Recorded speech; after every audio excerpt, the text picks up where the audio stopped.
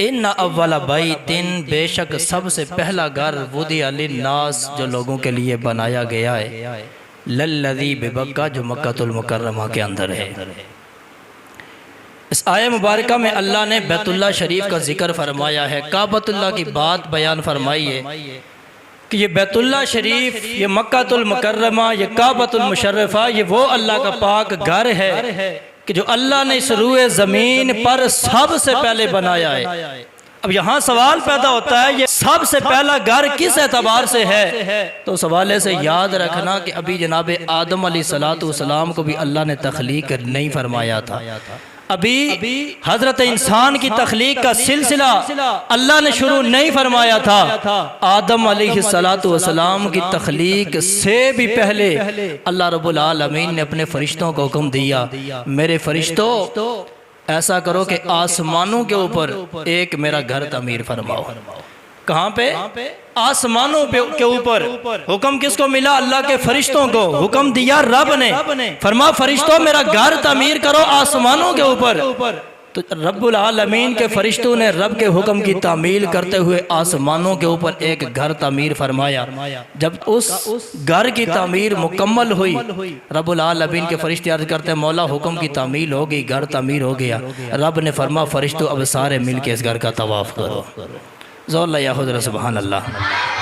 ऐ मेरे फरिश्तों सारे मिलकर इस घर का तवाफ करो। हालांकि सारे फरिश्ते आसमानों के ऊपर नहीं है, कुछ अर्श के ऊपर हैं, कुछ हामिलीन अर्श फरिश्ते हैं, कुछ की ड्यूटियां आसमानों के ऊपर हैं, कुछ की ड्यूटियां जमीन के ऊपर हैं। उन अल्लाह के फरिश्तों की मुख्तलिफ मकामात के ऊपर ड्यूटियां हैं। लेकिन जब आसमानों के ऊपर वो घर तमीर हो गया, रब के फरिश्तों ने अर्ज की मौला घर की तामीर मुकम्मल हो गई। रब ने फरमा अब सारे के सारे फरिश्ते जमा हो जाओ और मेरे इस घर का तवाफ करने लग जाओ। तो रब के फरिश्तों ने उस आसमान के ऊपर बने घर का तवाफ फरमाया, और ये वो घर है जिसे बैतुल मामूर कहते हैं, जिसे आसमानी किबला कहा जाता है, जिसे आसमानी किबला कहा जाता है। और फिर जनाब आदम अलैहिस्सलाम की तख्लीक भी अभी नहीं हुई थी। आदम अलैहिस्सलाम की तख्लीक से भी 2000 साल पहले, कितना अरसा पहले? 2000 साल पहले अल्लाह ने दोबारा फरिश्तों को एक आर्डर जारी फरमाया।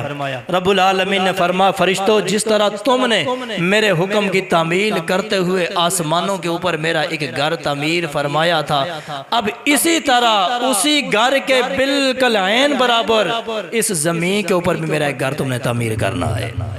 जिस तरह आसमान के ऊपर मेरा घर बनाया है, बिल्कुल इसी की सीध में, इसी के बराबर फर्श ज़मीन के ऊपर, इस कुर्राए अर्ज़ी के ऊपर तुमने मेरा एक घर तामीर करना है। तो रब के फरिश्तों को हुक्म मिलना था।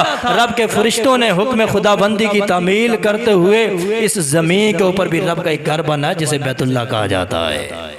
तो जब घर की तामीर हो गई, हुक्म खुदाबंदी की तामील हो गई, फरिश्तों ने फिर बारगाह खुदाबंदी में अर्ज की मौला तेरा घर तामीर हो गया है। रब ने फरमा फरिश्तों अब ऐसा करो जिस तरह आसमानी किबले का तुमने तवाफ किया है, अब इसी तरह जमीन के ऊपर बने हुए घर का भी तुमने तवाफ करना है। अब ये कब की बात है? अभी आदम की तख्लीक नहीं हुई। आदम अलैहिस्सलाम की तख्लीक से 2000 साल पहले का ये मामला है। रब के फरिश्तों ने घर बनाया है और घर बनाने के बाद तवाफ किया है। मालूम हुआ इस बैतुल्लाह का तवाफ उस वक्त से हो रहा है जब अल्लाह ने जनाब आदम की और अल्लाह ने इस नस्ल इंसानी की इब्तिदा ही नहीं फरमाई थी। अभी आदम की तख्लीक नहीं हुई थी, अभी इंसानियत मार्ज़ वजूद में नहीं आई थी, तब भी इस बैतुल्लाह शरीफ का तवाफ रब के फरिश्ते फरमा रहे थे।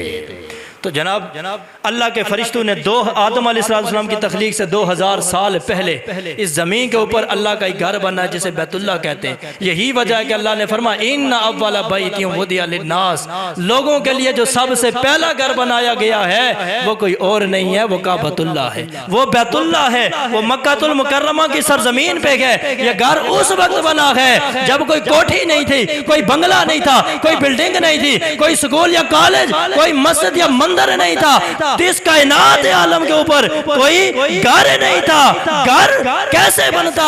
अभी नस्ल इंसानी का अल्लाह ने आगाज ही नहीं फरमाया था। तो अल्लाह के फरिश्तों ने उस लम्हे इस घर की तख्लीक फरमाई है। इसलिए रब ने ऐलान फरमाया कायनात वालों, इस रूए जमीन पर अगर सबसे पहले कोई घर बना है तो वो कोई और नहीं, वो बैतुल्लाह शरीफ है। तो सबसे पहले अल्लाह के फरिश्तों ने यह बैतुल्लाह बनाया। फिर वक्त गुजरता गया, ज़माना गुजरता गया, जनाब आदम अलैहिस्सलाम का दौर आया। फिर जनाब आदम अलैहिस्सलाम ने दोबारा से काबतुल्लाह को तामीर फरमाया। फिर आदम अलैहिस्सलाम के बाद जब जनाब नूह अलैहिस्सलाम के दौर के अंदर तूफ़ान नूह आया, अल्लाह ने उस तूफ़ान नूह आने से पहले पहले इस काबा को ऊपर उठा लिया था। ये मलिया मेट नहीं हुआ, ख़त्म नहीं हुआ, बल्कि अल्लाह ने इसे उठा लिया था। फिर जनाब हज़रत इब्राहीम खलील अलैहिस्सलाम का दौर पाक आया। अल्लाह ने अपने प्यारे खलील को हुक्म दिया, फरमा मेरे सोने खलील आपने इस मक्कातुल मुकर्रमा की सरजमीन पे मेरा एक घर तामीर करना है।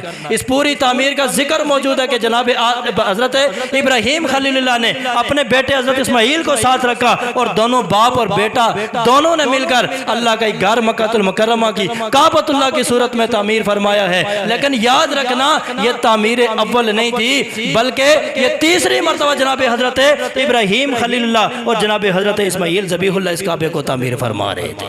पहली मरतबा फरिश्तों ने, दूसरी मरतबा जनाब आदम ने, तीसरी मरतबा जनाब हजरत इब्राहीम और हजरत इस्माइल ने तख्लीक फरमा, और चौथी मरतबा कबीला बनु जुरहम ने, चौथी मरतबा कबीला बनु जुरहम ने इसे तामीर किया है, और पांचवी मरतबा कौम अमालका ने इसे तामीर फरमाया है, और छठी मरतबा इस काबे को कबीला बनु कुरैश ने तामीर किया है, और सातवीं मरतबा इस काबे को हज्जाज बिन यूसुफ ने तामीर करवाया। तो यूँ मुख्तलिफ अदवार के अंदर, मुख्तलिफ ज़मानों के अंदर यह काबा तामीर होता गया। तो चूंकि अल्लाह रब्बुल आलमीन जल्ला शान उस घर की तामीर मुनफरिद अंदाज में फरमाई है, इसे सारे घरों में से, सारी दुनिया की बिल्डिंगों में से एक मुनफरिद हैसियत दी है, मुनफरिद मकाम दिया है, मुनफरिद शक्ल सूरत दी है। चूँकि ये बना मुख्तलिफ अंदाज से है, मुनफरिद अंदाज से है, तो अल्लाह ने इस काबतुल्लाह को, इस बैतुल्लाह को सारे घरों से मुनफरिद शान और अज़मत भी अता फरमाई है। खालिक कायनात जल्ल शानो ने कुरान मजीद बुरहान रशीद के अंदर बैतुल्लाह की अज़मतों को उजागर करते हुए रब्बुल आलमीन ने फरमाया, इन्ना अव्वल बैतियों वुदिअ लिन्नासि लल्लज़ी बिबक्कता मुबारकन व हुदल लिल आलमीन।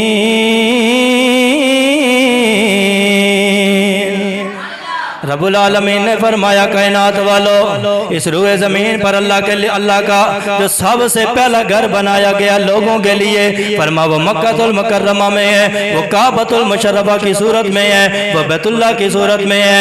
ये वो अल्लाह का घर है जो अल्लाह ने अपने बंदों के लिए, लोगों के लिए रूए ज़मीन पे तामीर करवाया है। या रब्बे ज़ुल जलाल, इस घर की शान क्या है, इसका मकाम और मर्तबा क्या है, इसकी अज़मत क्या है। अल्लाह रब्बुल आलमीन ने इसकी अज़मत और शान को भी बयान फरमाया है। रब्बुल आलमीन फरमाता है, मुबारकों व हुदल लिल आलमीन। फरमाया, कायनात वालों, इसकी शान और अज़मत ये है, ये बड़ी बरकतों वाला है, बड़ी बरकतों वाला है। इसके अंदर बरकतें ही बरकतें हैं। उलमा फरमाते हैं, इसकी एक बरकत ये है, कोई परिंदा इस काबे के ऊपर से नहीं गुजरता है। हाँ, सिर्फ वो परिंदा गुजरता है जो बीमार होता है, जो लागर होता है, जो कमज़ोर होता है, वो इस काबे के ऊपर आता है, फिर अपने आप को इस काबे के ऊपर गिरा देता है। बस जो ही वो परिंदा इस काबे पे गिरता है, उसका वजूद काबे से लगता है। काबे की बरकत से अल्लाह उस परिंदे को शिफा याब फरमा देता है। अल्लाह रब्बुल आलमीन ने फरमा, मुबारकन, ये बड़ी बरकतों वाला है, व हुदल लिल आलमीन, और हदायत का सरे चश्मा भी है सारी कायनात के लिए। ये हदायत का सरे चश्मा है। आगे अल्लाह रब्बुल आलमीन जल्ल शानो मजीद इस काबे की, इस बैतुल्लाह की, इस मक्कातुल मुकर्रमा की अज़मत और शान बयान करते हुए रब्बुल आलमीन फरमाता है, फी आयातुम बैनातुम मकाम इब्राहीम।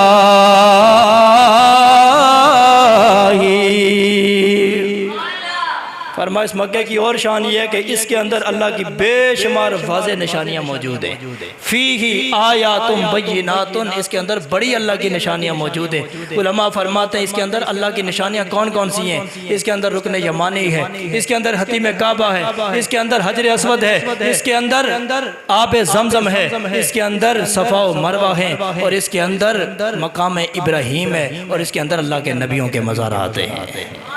फरमा फीही आयातुम बय्यिनातुन, इस मक्का में, इस बैतुल्लाह में बेशुमार अल्लाह की निशानियां मौजूद हैं। ये सारी की सारी जो मैंने जिक्र की हैं, ये सारी अल्लाह की निशानियां हैं। अगर सिर्फ एक आप हजर अस्वद की बात करें तो हजर अस्वद को अल्लाह ने कितना बड़ा मकाम दिया है।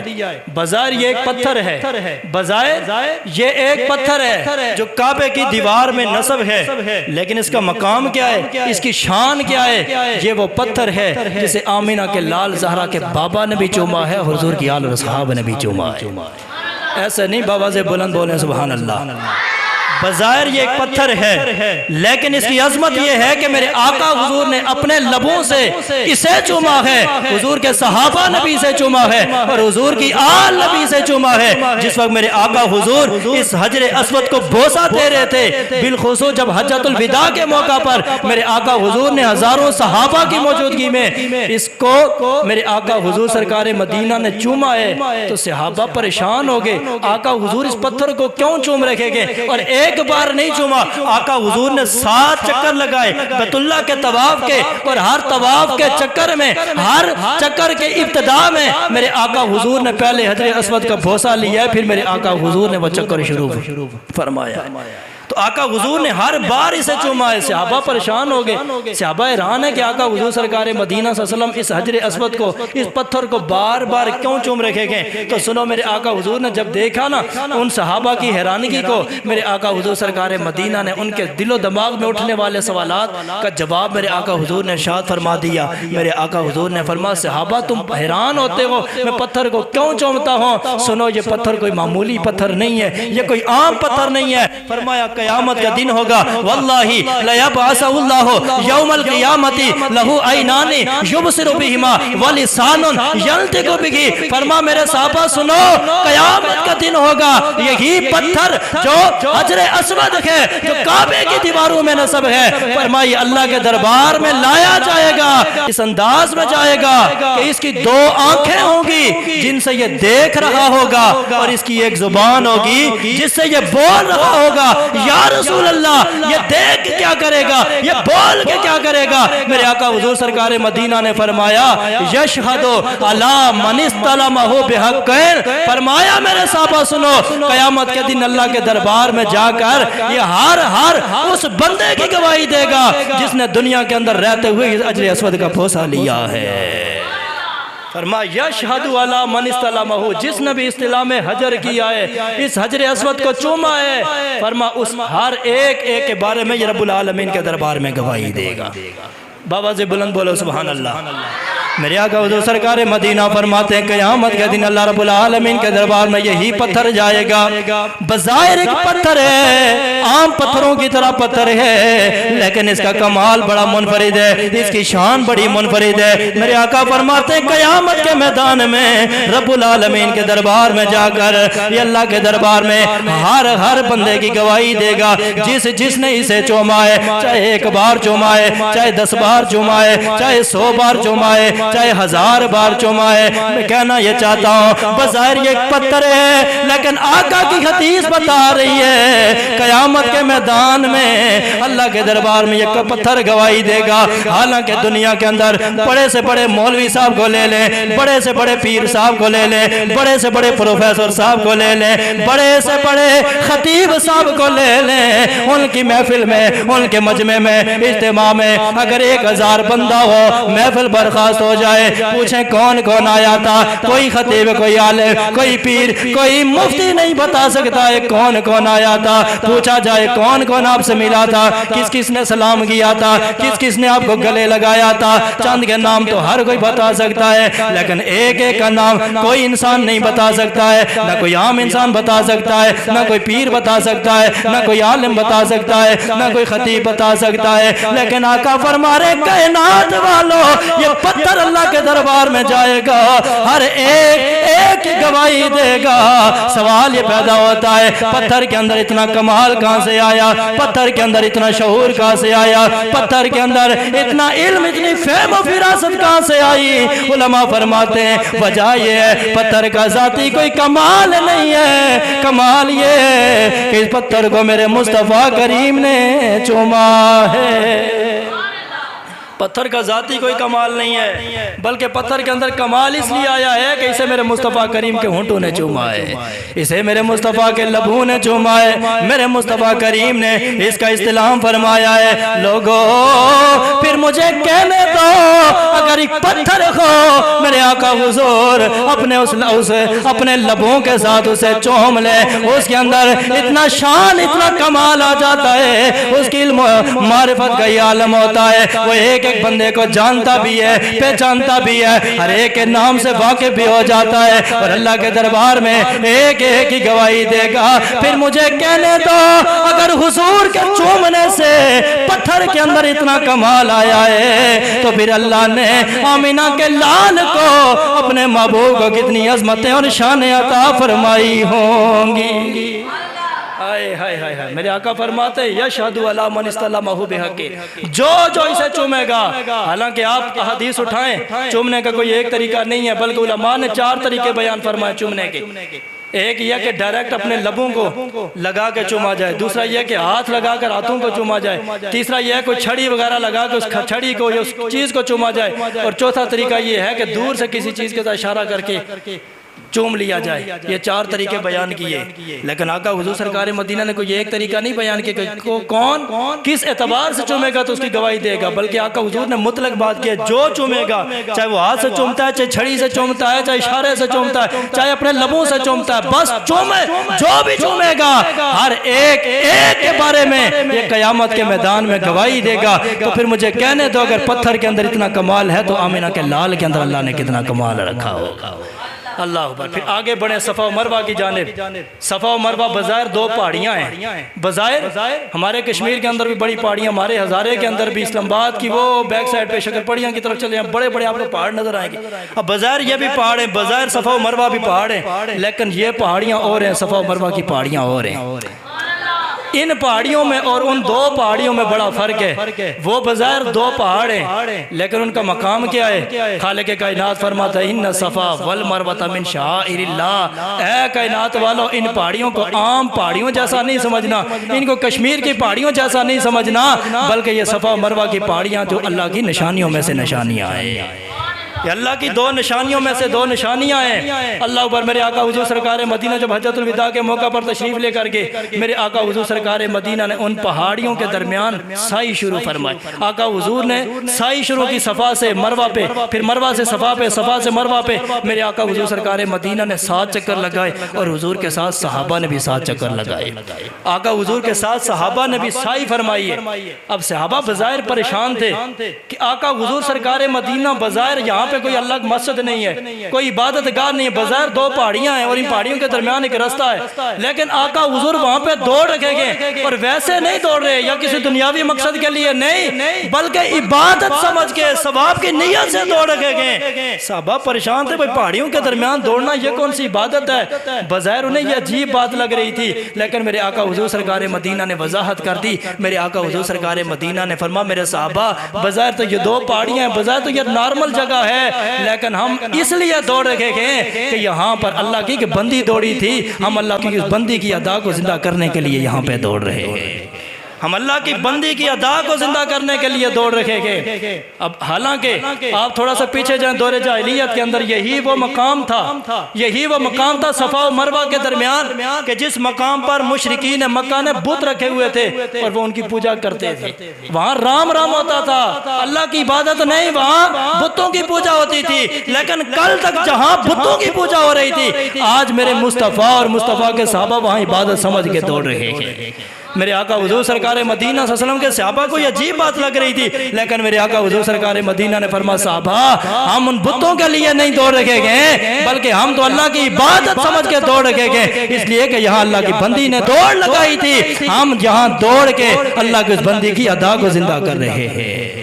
तो अल्लाह ने फरमाया इन्न सफ़ा वल मरवा मिन शाइरिल्लाह, ये दोनों अल्लाह की निशानियाँ हैं। और फिर आगे चले जमजम की तरफ, तो जमजम के बारे में कौन नहीं जानता, ये अल्लाह के नबी जनाब हज़रत इस्माइल की एड़ियों के सदक़े से ज़मीन में आया है। अल्लाह के नबी हज़रत इस्माइल की नन्ही नन्ही एड़ियाँ लगी, जब पानी की तलाश में हज़रत हाजरा चली थी सफ़ा मरवा के ऊपर पानी की तलाश में, इधर हज़रत इस्माइल प्यास की शिद्दत की वजह से तड़प रहे थे, अपनी एड़ियाँ ज़मीन पर रगड़ रहे थे, इधर एड़ी लगी हज़रत इस्माइल ज़बीहुल्लाह की, उधर अल्लाह ने इस जमजम के चश्मे को नमूदार फरमा दिया।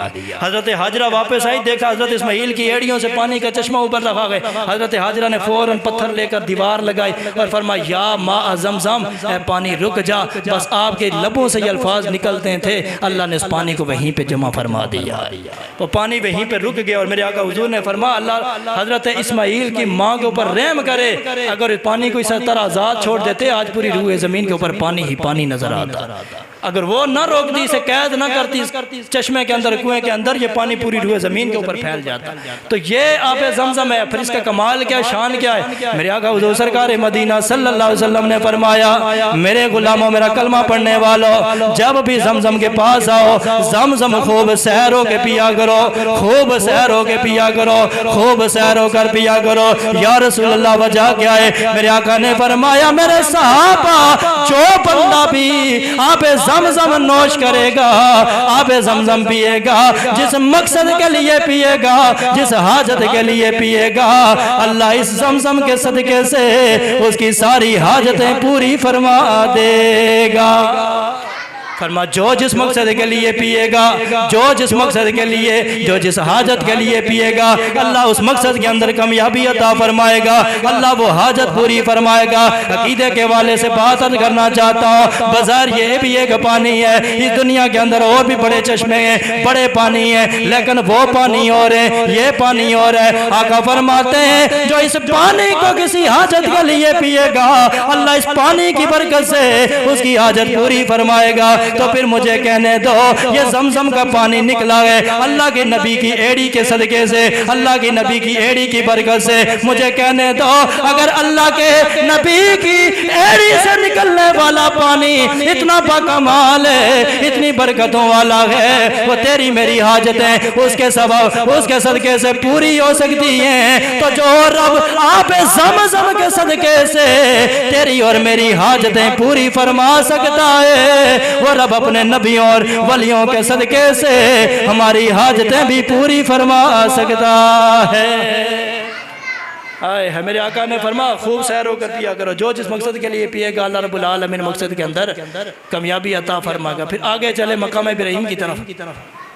मकाम इब्राहिम भी बाजार एक पत्थर है, बाजार एक पत्थर है। इसको मकाम इब्राहिम इसलिए कहते हैं कि इसके ऊपर खड़े होकर हज़रत इब्राहिम खलीलुल्लाह ने काबे की तामीर फरमाई है। इसको मकाम इब्राहिम इसलिए कहते हैं, इसके ऊपर खड़े होकर अल्लाह के नबी हज़रत इब्राहिम ने दुआएं फरमाई है। इसको मकाम इब्राहिम इसलिए कहते हैं कि इस पत्थर के ऊपर अल्लाह के नबी हज़रत इब्राहिम के कदमों के निशानात लगे हुए हैं। और इसका मकाम और मर्तबा क्या है? मेरे आका हुज़ूर सरकार मदीना सल्लल्लाहु अलैहि वसल्लम फरमाते हैं, जो बंदा बैतुल्लाह शरीफ की ज़ियारत करने के लिए आए, तवाफ़ करने के लिए, हज व उम्रा करने के लिए आए, और यहाँ आकर कोई फाश बात फाश कलाम न करे, और फिर यहाँ आकर मकाम इब्राहिम पे 2 रकत नमाज नफल पढ़े, अल्लाह रब्बुल आलमीन उसकी साबका सारी ख़ताओं को माफ़ फरमा देता है।